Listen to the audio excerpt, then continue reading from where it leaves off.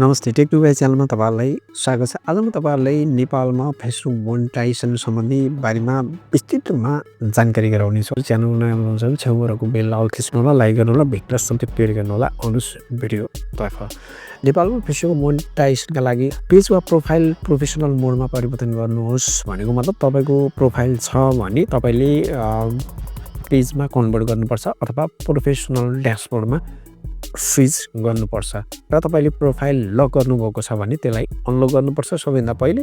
र दोस्रो स्टेप भनेको तपाईले तपाईको प्रोफाइललाई पेजमा कन्भर्ट गर्नुपर्छ प्रोफेसनल ड्यासबोर्डमा। मैले भिडियो अलरेडी बनाइसकेको छु, तपाईले त्यहाँ गएर चेक गर्नुस् कसरी गर्ने भयो। कतिपय अवस्थामा फेसबुक कन्टेन्ट मोनेटाइजेसन अथवा कन्टेन्ट मोनेटाइजेसन सेटअप कतिपय साथीहरुको 5000 मा पनि आएको छ, कतिपय साथीहरुको 1200 मा पनि आएको छ, कतिपय साथीहरुको 3000 मा पनि आएको छ।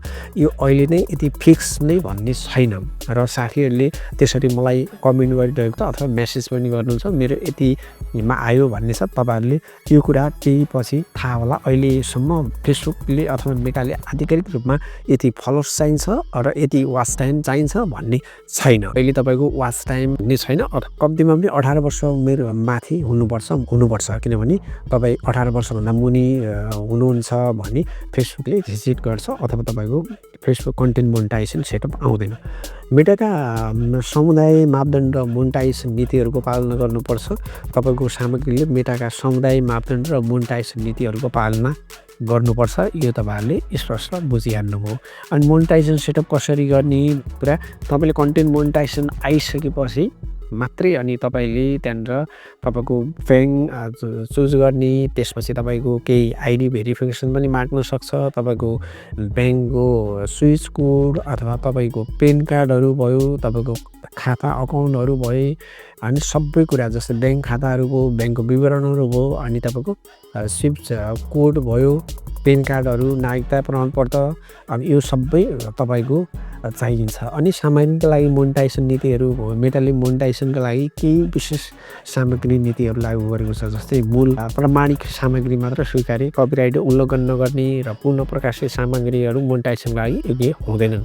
भनेको मतलब तपाईले यसरी बुझ्नुस् कि तपाईले अरूको भिडियो सिधै कपी गरेर लिएर तपाईको प्रोफाइलमा पेजमा अपलोड गर्ने अथवा तपाईले कसैको सङ युज गर्ने, कसैको भिडियो युज गर्ने अथवा कुनै नियम विपरीतको भिडियोहरु फेसबुकमा लिएर राख्ने त्यो हुँदैन। तपाईले आफ्नो एकदमै अर्गानिक ओरिजिनल तपाईले आफैले बोलेको अथवा सकेसम्म तपाईको आफ्नो फेस अथवा यदि तपाईको आफ्नो फेस नभए पनि आफ्नो भोइस आफ्नो भिडियो सुट गरेको ओरिजिनल भिडियो हुनुपर्छ। र अर्को छ गलत जानकारी भयो, घृणा र हिंसा फैलाउने सामग्री निषेध छ। यो मैले भनिहालेँ, गलत जानकारी दिने, घृणा फैलाउने, हिंसा फैलाउने खालका पनि कन्टेन्ट यस्तो प्रकारको कन्टेन्ट मोनेटाइजेसनको लागि एकै हुँदैन अथवा यो कुरा पनि तपाईले बुझ्नु। अनि क्लिक बेट जस्तै झुटो जानकारी र अल्गोरिदम ह्याकिङ नगर्नुस्। यस प्रकारको गतिविधिहरू मोनेटाइजेसनमा प्रतिबन्ध लगाउन सक्छ।